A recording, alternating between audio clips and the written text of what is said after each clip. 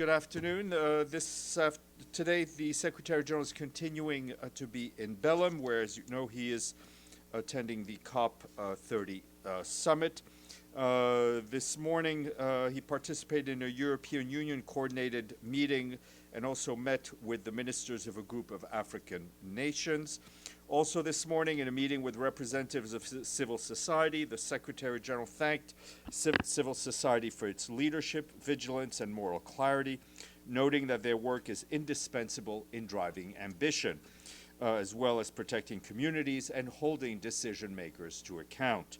Later on, in a meeting with indigenous peoples, the Secretary General underscored that the ancestral wisdom, knowledge, and stewardship of indigenous peoples are vital for the planet's survival. He said their voices and effective participation must shape the global response to the climate crisis. And this afternoon and tomorrow morning, he will continue meeting with other negotiators and ministers in different groups. He's expected to speak to the media tomorrow at 11 a.m. Belém time, which is about 9 a.m. In the morning here in New York, and that will be webcast. Also to flag that yesterday afternoon, apart from engaging with youth representatives, Mr. Guterres met with the so-called umbrella group, which is formed by a diverse group of non-EU developed countries. He also had a bilateral meeting with the Minister of Climate and Energy and Utilities of Denmark, Lars Agard Møller, and the European Union Commissioner for Climate, Net Zero and Clean Growth, Wopke Hoekstra. Turning to Ukraine, I can tell you that the Secretary General strongly condemns the latest overnight missile and drone attacks by the Russian Federation on several Ukrainian regions that reportedly killed at least 25 people, including children, and injured several dozen others in two residential areas in Ternopil in western Ukraine. Attacks against civilians and civilian infrastructure violate international humanitarian law. They are unacceptable wherever they occur, and they must end immediately. Today's appalling attack, one of the deadliest against civilians since Russia's full-scale invasion nearly 4 years ago, once again underlines the urgency of a full and unconditional ceasefire in this conflict as a first step towards a just, comprehensive, and sustainable peace that fully upholds Ukraine's sovereignty, its independence, and territorial integrity within its internationally recognized borders, in line with the United Nations Charter, international law, and relevant resolutions of the United Nations. Our Undersecretary General for Political and Peacebuilding Affairs, Rosemary DiCarlo, is in Ukraine. She is in Kyiv today, and she said that she herself was appalled by the overnight attacks. Ms. DiCarlo is wrapping up a 3-day visit to Ukraine, and today she met with the Deputy Prime Minister Taras Kashka and Foreign Minister Andrei Sybiha. The discussion centered on how the United Nations can further support efforts towards a just and lasting peace in Ukraine and assist the country in addressing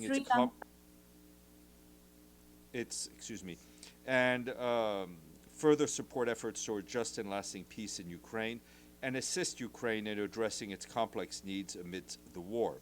Undersecretary General said that strengthening recovery, social cohesion, and the role of women in public life remains shared priorities. She also addressed the 4th International Food Summit in Kyiv today, highlighting the war's devastating impact on the global food supply and our own efforts to advocate for safe navigation in the Black Sea. Her full remarks are available on the website of the Department of Political and Peacebuilding Affairs. For his part, our humanitarian coordinator for Ukraine, Matthias Schmale, also strongly condemned the latest wave of attacks overnight, and his statement is online. Turning to the situation in Gaza, our colleagues with the Office of the Coordination of Humanitarian Affairs warn that humanitarian situation remains extremely dire despite ongoing efforts by ourselves and our partners to reach people in need wherever they may be. We continue to carry out assessments and provide assistance to families impacted by the rainstorm that hit Gaza last week. According to the latest estimate, over 18,600 households were impacted and thousands of people lost their shelters, had their belongings damaged, or were displaced yet again. This number continues to increase as partners complete additional assessments to gauge the extent of the damage caused by the storm. With winter drawing near, our partners working on shelter warn that the volume of items entering Gaza is not sufficient to meet the immense needs of the people there. Since the start of September, when shelter supplies were allowed to enter Gaza again following a 6-month ban, we and our partners and member states have been able to bring in fewer than 60,000 tents, 346,000 tarpaulins, and 309,000 bedding items. This is at a time where hundreds of thousands of people require urgent shelter support, especially given the approaching winter. As part of the ongoing winterization response, our partners focusing on child protection have distributed 48,000 children's winter clothing kits across Gaza since the ceasefire took effect. Meanwhile, our partners leading on water and sanitation report that in the past 2 days, they've managed to distribute diapers, towels, jerry cans, and other critical items to meet the hygiene needs of some 400,000 people. However, they warn that sanitation and hygiene conditions in Gaza are deplorable, with no wastewater treatment capacity in the Strip due to widespread destruction of infrastructure after 2 years of conflict. In northern Gaza, the Sheikh Radwan ponds in Jabalia are once again at risk of overflowing, with partners only able to provide short-term solutions by draining the sewage into the sea. The dilapidated state of Gaza's sanitation system puts public health at risk, including by raising the threat of bacterial infections, spreading contact with contaminated water or waste.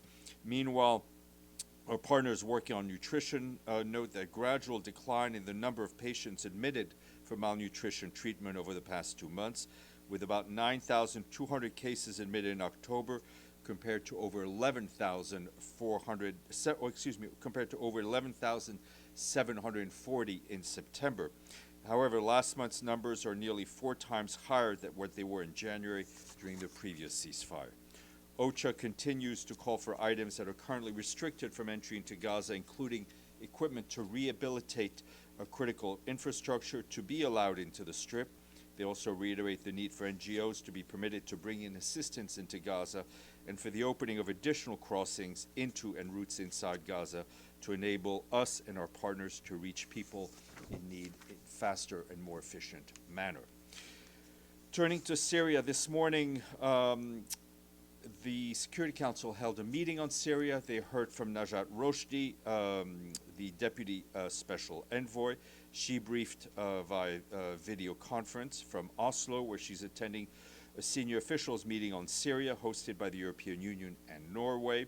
She said her recent visits to Damascus, including talks with Foreign Minister Shaibani, underscored the scale of challenges and the need for inclusive political transition, noting that the foreign minister reaffirmed support for implementing the 10 March agreement between the authorities and the Syrian democratic forces. She stressed the need for concrete mechanisms to advance military and political integration of the SDF. Ms. Roshdi urged all parties to take tangible steps forward, particularly confidence-building measures on detainees and abductees, and restoring state services throughout Syria. For her part, Lisa Doughton, the director of the Finance and Outreach Division at OCHA, told council members that more than 1.2 million refugees have now returned from neighboring countries since last December. More than 1.9 million people who are still displaced internally have also returned, but these people will still need support to reestablish their lives. She said, we and our partners reach 3.4 million people monthly, but the Syrian appeal is only 26% funded, forcing gaps and cuts in essential assistance. A quick update from our friend Hans Grunberg, our special envoy for Yemen, who was in Muscat today to review recent developments and advance progress in the UN-led mediation efforts in Yemen. He had discussions with Sheikh Khalifa Alisa Al-Harthi, Undersecretary of the Ministry of Foreign and Political Affairs in Oman, for Oman, and other senior Omani officials. Mr. Grunberg also met with Mohammed Abdel Salam, the Houthis' chief negotiators. Talks focused on the need for a conducive environment for meaningful and inclusive political process. During his meetings, the special envoy reiterated our continued efforts to ensure the immediate and unconditional release of all our colleagues That's about 59 of them who remain arbitrarily detained by the Houthis in Yemen. And a quick update from our peacekeeping colleagues in UNISFA, the peacekeeping mission in Abyei. They're reporting that over the past 2 months, there's been an escalation in drone attacks and sightings in and around Kadugli. One attack struck a site for displaced people in Kulpa and resulted in 6 fatalities. This site is located about 25 kilometers from the logistics base of the peacekeeping mission's joint border verification and monitoring mechanism in Kadugli. Drone strikes were also reported in the Heglig oil-producing area north of Abyei. These attacks, which have resulted in deaths, injuries, and civilian displacement, as well as destruction of properties, are likely to further isolate Kadugli, escalating the humanitarian crisis and threatening the delivery of humanitarian aid to the area. Our peacekeepers are concerned and call on those responsible to cease hostilities and ensure the safety of civilians and adhere to international law. And almost lastly, our UN support mission in Libya welcomes the agreement of the Unified Development Program announced yesterday by the central bank governor. The agreement, signed by delegates of the House of Representatives and the High Council of State, is intended to strengthen financial stability through implementing expenditure controls and advancing unified development. UNSMIL also welcomes the role of the central bank in Libya in supporting the implementation of the agreement to ensure that development funding is guided by sound financial planning and transparent fiscal procedures. This agreement should be considered a first step. Continued dialogue is needed to achieve a unified national budget and advance efforts to unify state institutions. The mission emphasizes that progress on financial governance must be anchored in institutional cooperation. Finally, today is World Toilet Day. This year's theme is Sanitation in a Changing World. Today, billions of people still lack safe toilets, with the poorest people most affected. In his message, the Secretary General said that access to a toilet is a matter of rights and survival, and for millions of women and girls, the lack of secure toilet means missed work and school. This World Toilet Day, we call for faster progress towards future-ready sanitation systems that are accessible, climate resilient, low emissions, and well-funded.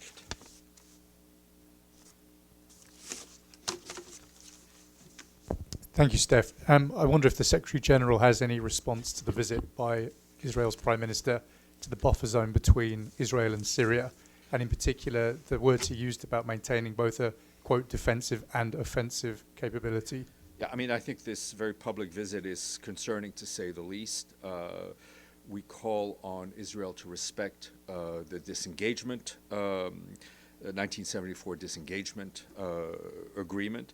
As you'll recall, in the recently passed resolution 2799, the Security Council called for the full sovereignty, unity, and independence and territorial integrity of Syria. This is also an issue that was raised during the recent meeting between Najat Roshdi and the Foreign Minister of Syria. Benny. Stop me if you heard this before. Yeah, I've heard it before. Sorry, go ahead, Benny. So, this week the Security Council passed a resolution that, for the first time in my memory, at least since Kosovo, established two bodies, the Board of Peace and the International Stabilization Force, none of which are the UN has any role in. Do you feel slighted? Does the Secretary General feel like being pushed aside? Look, Secretary General is a big boy. He's not one to feel slighted. I do think as we said, the resolution is an important step in consolidating the gains achieved through the proposal put forward by President Trump and the leaders of Qatar and Egypt. For us, it's very important that we get to phase 2. It's also very important that we see more humanitarian aid get in. But does the UN want or feels that it needs to be involved more than it is in that resolution? Look, we will be, and it also depends what UN you are speaking about. I mean, the UN, in terms Any of the UN, Security 'cause- Council, spoke clearly. I mean, the vote was what it was, but it was a clear message. For the Secretary General's part, he is willing to do whatever he can to bring peace to the region, to bring more humanitarian aid in, and to help push the parties back on a political path leading to a two-state solution. Thank you, Steph. Let me steer away from the political headaches of every day and get back to something close to the home base. What's the latest updates with regard to the Secretary General UN at 80 initiative? We haven't heard any new developments. We just heard great ideas. I mean, it's the process on all three tracks is continuing. I think the Secretary General updated you about and the membership about a month ago. But I can tell you, everybody is hard at work on the three separate tracks. Is there any parameters that can be released with regard to the fulfillment of each track? We will update you as it is useful. Islam, Amen. Thank you, Stéphane. On aid to Gaza, what is the latest situation with the Zikim crossing? Have the aid started to enter? Yes, we're currently using 3 crossings: Zikim, Karim Shalom, Karim Abu Salam, and I forgot the third one. But I'm having a brain freeze. We're using all 3, and I would encourage you to look at the 2720 dashboard, which has a lot of data about what is being picked up, what is being dropped off, and it's very very useful. Kisufim is the 3rd crossing. And the 8 tracks number increased? What is the average? Yeah, I mean, listen, things are increasing, but not at the rate that we would like them to see increased. And also, I would like to ask about the yellow line in Gaza, if I may say, inside the yellow line with the seashore, where the Israeli forces withdrawn from. What is the situation outside the yellow line? Are there any Gazans over there? Any, humanitarian? You mean in between the border of inside the yellow line or outside the yellow line? Outside the yellow line, what's the situation? I mean, that's where most Gazans are. Yeah, that's where they are. Most of them remain outside of the yellow line. We try to reach Gazans wherever they are. Yeah, and I'll go back.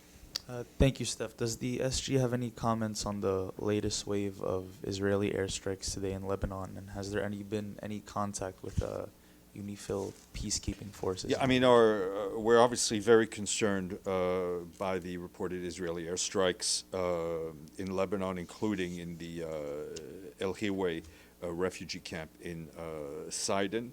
We urge the parties to uphold the cessation of hostilities, refrain from any activities that may endanger civilians, urge all concerned to avoid any further escalation. For ourselves, through UNIFIL, we're trying to do whatever we can to sustain the cessation of hostilities and advance the full implementation of 1701. That's through the contacts that our peacekeeping colleagues have, as well as the contacts that our special coordinator for Lebanon has constantly. And then, sorry, Steph, just one follow-up. To your knowledge, there hasn't been any UNIFIL peacekeeping casualties or anything since the airstrikes. Right? Thank you. You have mentioned that your envoy with Houthis, Grunberg, to Yemen, he was negotiating the release of your detainees. No, I didn't say he was meeting with I didn't say he was negotiating the release. He met with the Houthis' chief negotiator, who is our main point of political contact on issues in Yemen. We continue to focus on both on the political track, but also keep advocating for the release of our colleagues. Was there any news that they will get released? You know, anytime there is a release, we will announce it. Another question related to Sudan. Yesterday, Fletcher was not allowed to enter to Al Fashir, and today there was an escalation in Baba Nusa as well. Do you have any updates on that? I don't have any updates on that. Follow up on Yemen? Please, Benny. You said that he wasn't negotiating, he just met with the chief negotiator. No, I think if I understood your colleague's question, was the meeting about negotiating for the release of our colleagues? That's not what I had said in the note. I said he met with the chief negotiator of the Houthis, who is our main point of contact on all issues having to do with Yemen. Okay. On that note, unless I hear or see a question online, I will withdraw. I'm withdrawing.